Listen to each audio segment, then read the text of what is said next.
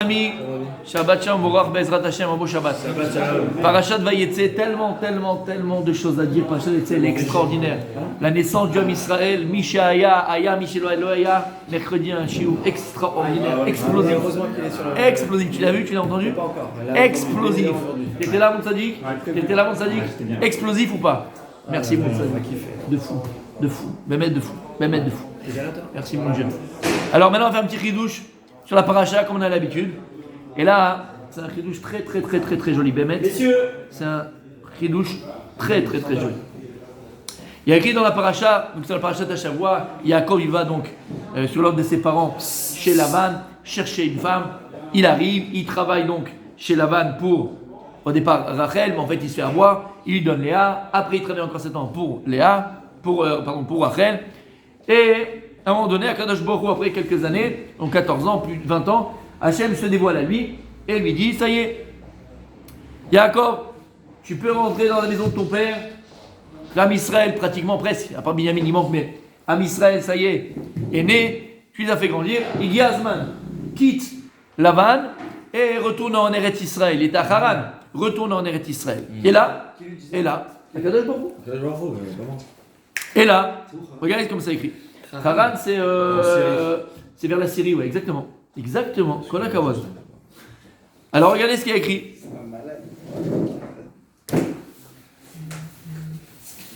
Vayomer Hashem el Yaakov, shul eretz avotecha, moletecha veyeimach.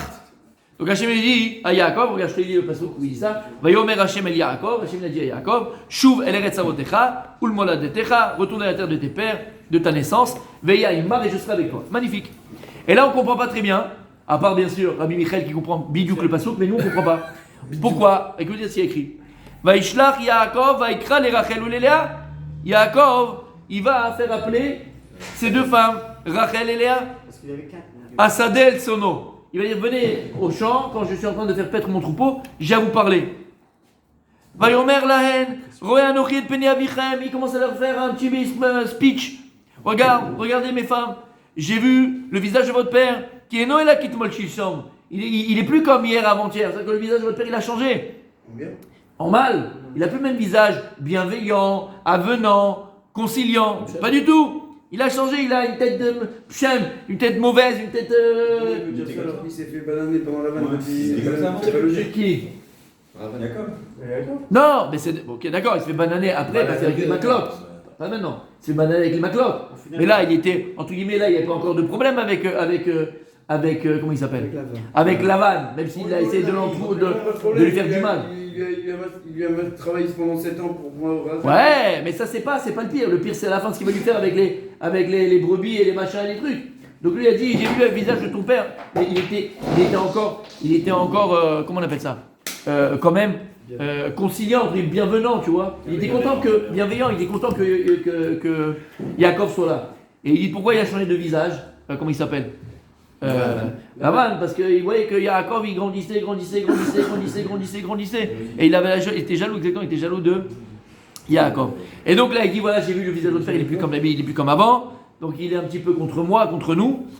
Vetena Yadaten qui il a fait le speech. Sachez que j'ai travaillé avec votre père de toutes mes forces et j'ai été honnête, tata. Bon bref, Hachem, il s'est dévoilé à moi.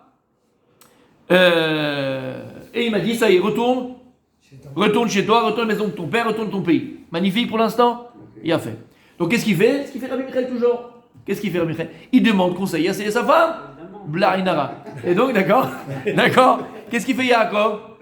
Il ne peut pas prendre une décision aussi importante de prendre ses femmes de la maison de leur père et de partir. Allez, on y va, on s'en va. Donc il va demander. Une question.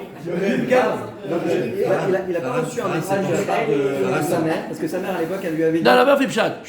Je sais pas, viens jouer dans le pchat. Je sais pas ça. Hein? Oui, non, quand même, c'est comme ça, c'est écrit. Bon. Parce que sa mère à l'époque elle lui a dit. Ouais, mais bon, on dit que c'est. Ah, écoutez bien. Une fois qu'il dit ça, Michael, t'écoutes? Une fois qu'il dit ça à ses femmes, est-ce qu'on doit partir ou pas? Est-ce que vous me permettez de partir? Est-ce qu'on part? Est-ce qu'il y a écrit? Vata'an Rachel veléa. Elle a répondu Rachel et Léa. Vatomarna, là, ils l'ont dit. Est-ce que nous on existait pour notre père? il nous a jetés comme des machins, il nous a vendus comme n'importe quoi, c'est un entourloupeur, on te suit, là où tu iras, j'irai, là où tu iras, nous irons. Magnifique, ok, ça on verra plus tard. Après, je sais pas si c'est la réponse que toi tu reçois, mais c'est ce qu'elles ont répondu. D'accord, Rachel et Léa. Mais ici, il y a un problème. Il écrit Vata'an, Rachel et Léa. Vata'an, c'est du singulier. Oui, c'est pas lui. Vata'anu, Attends. Vata'an, Rachel et Léa. Non, Vata'anu, Rachel et Léa. D'une seule voix. Non. Alors c'est joli. On peut dire ça. Ouais, c'est joli, c'est un chat. Non, bébé, c'est un chat. Vatan, Rachel et Léa. T'as compris? Magnifique, comment il a dit. Aval ici, pourquoi il écrit Vata'an?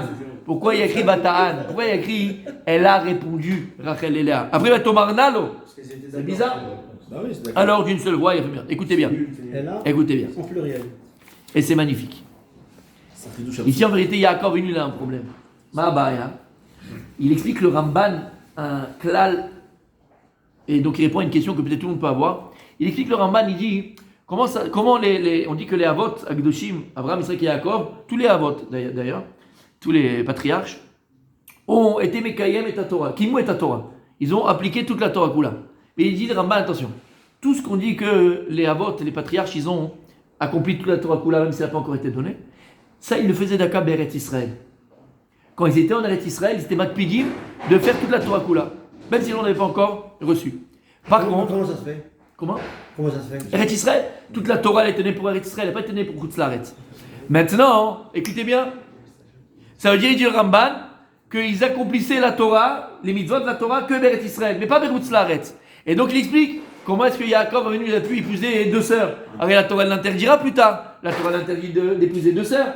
Donc comment Yaakov il a pu épouser deux sœurs? Il dit non, tout ce qu'il a épousé de ça c'est Bechutz Laaretz. Et tout ce qu'il dit le Ramban, Nachmanide, et tout ce qu'ils ont accompli la Torah, c'est Davka Beret Israël. Et ils étaient makpidim de ne pas être ouvert, de ne pas transgresser une seule petite mitzvah de la Torah.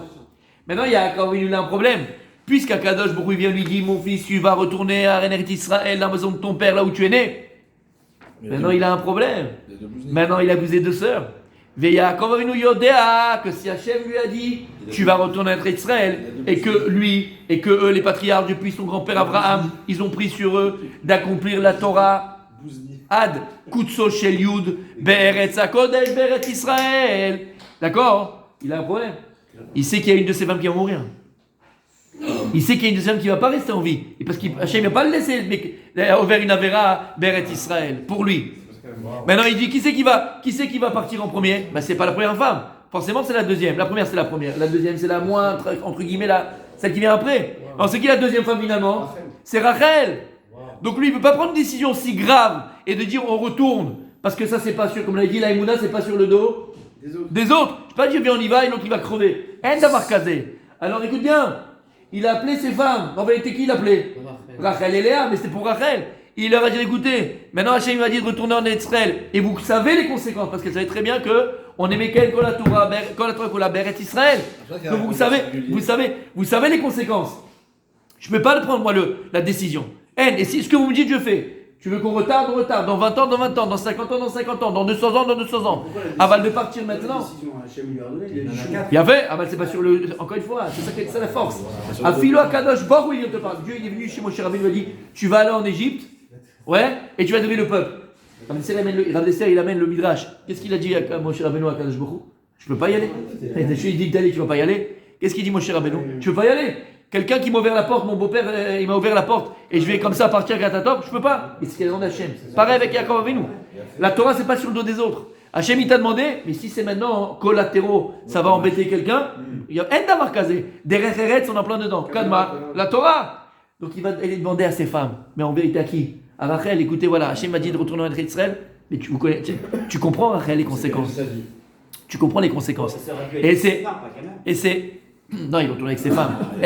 Il y a un lien, on va alors tout de suite. D'accord? On va retourner. Donc maintenant, qu'est-ce qu'on fait? On y va ou on n'y va pas? Il y a écrit dans le verset Vata'an Rachel Véléa. Vata'an. C'est qui a répondu? C'est pas Léa. Léa va répondre Léa pour sa sœur. Elle sait très bien le truc. Vata'an Rachel, c'est Rachel qui a répondu. C'est pas Léa. Et après, bon, alors Léa, elle a dit alors on y va. Si Rachel est d'accord, on y va. Vata'an Rachel, c'est Rachel qui a répondu. Et là, c'est la paracha de Rachel Imenu. On voit la grandeur de Rachel Imenu. Rachel Imenu, elle savait très très bien qu'en partant là-bas, elle allait, les questions se sacrifier, elle allait partir. Je dis comment c'est possible? Où on voit ça? Moshe Rabbeinu. Lorsqu'Akadosh Baruch Hu lui dit, tu vas aller faire la guerre contre Midian et après tu mourras. Quelqu'un d'intelligent, qu'est-ce qu'il dit? Il dit, si tu fais dépendre ma mort avec la guerre de Midian, j'ai le temps. Je lui mets 40 ans pour le faire. Qu'est-ce qu'il a fait? Tout de suite, il est sorti le faire. Lama, Akadosh Baruch Hu, Yashinyan, Hashem c'est pour l'âme Israël. C'est pour l'âme Israël. Moser Nafsho. Et il l'a fait. Ça, c'est notre tzadikim. Rachel Imenu. Elle sait qu'elle va devoir partir. Aval, c'est pour le bien du âme Israël. C'est pour la continuité du âme Israël. Alors, Akadosh Baruch Hu, il a dit, j'ai compris. Où elle va être? Il a fait ce qu'elle voilà. On arrive à ça. Où elle va être enterrée? Bechutz Laaretz. La Gemara dit, je ne comprends pas pourquoi c'est Chutz Laaretz, mais c'est Betlechem. Là-bas, on dit que c'est Chutz Laaretz. La Gemara dit que c'est Chutz Laaretz, c'est pas Eretz Israël. Ouais, là-bas, c'est Chutz Laaretz. On dit que c'est Chutz Laaretz. Ouais, c'est pas Eretz Israël. L'homme est chané. Ou sur le chemin. Et c'est ce qu'elle a dit. C'est ce qu'il a dit à Kadosh dans le prophète Yeshaya. Mini koler mi bechi. Qui est shachar les poulater. Lorsque elle a pleuré, Maman Rachel, qui on appelle, qui on réclame, à qui on demande? Après la destruction du premier temple, par qui, par quel mérite on est revenu de notre terre en disant les exilés sont passés par là-bas, qui a appelé pour nous? Le Midrash il raconte, Abraham Avinu est parti demander à Hachem, personne n'a écouté. Yitzhak est parti, personne n'a écouté. Yaakov, Moshe Rabbeinu, tous les Avot entre guillemets, tout le monde, tous les patriarches, tout le monde, Yosef, tout le monde est parti chez Hachem. Hachem il n'a écouté personne. Jusqu'à Maman Rachel. Ima Rachel, notre maman Rachel Imenu, elle a dit à Kadosh Baruch Hu, comme ça tu laisses tes enfants exilés, comme ça enchaînés, mourir. Toi, tu vas être jaloux, parce qu'ils ont fait Vodazara à cette époque-là. Toi, tu vas être jaloux d'un totem qui est fait de pierre ou qui est fait de bois. Regarde-moi ce que j'ai été capable. J'ai été capable de donner ma sœur en mariage à mon mari sans savoir qu'il allait encore travailler pour moi. Et toi, tu es jaloux. Moi, j'ai pas été jalouse. Toi, Ribono, je sais que tu vas être jaloux. Et à Kadosh, il a dit, j'ai écouté ta tuile à Maman Rachel. Essuie tes larmes pour tes enfants, et j'amènerai tes enfants. Est-ce qu'il y a écrit? Les Shavu Banim, l'Igvulav, c'est Rachel Imenu. Les Shavu Banim Igvulav, dans le verset, par Maman Rachel. Voilà pourquoi il y a écrit Vatan Rachel. Qui était Rachel? C'est la paracha de Rachel Imenu. Et apprendre, c'est une nefesh de Rachel Imenu. Quelqu'un est capable de faire quelque chose pareil pour Akadosh Baruch Hu, pour l'âme Israël, pour les autres. Et on développera, si Dieu veut, ce Shabbat. Voilà, bon, il a fait. On ne développe pas ce Shabbat les tzadikim, d'accord? Mais nous, on doit s'inspirer de ça. On verra Shabbat un peu plus la personnalité de Rachel Imenu. On voit ici une facette tellement belle. Voilà pourquoi il écrit Vatan, Rachel Velia. C'est Rachel qui a répondu parce que ça l'a touché, la concerne Shabbat Shalom. Comment ça se fait? Le problème, c'est qu'il y a les deux femmes. Ouais.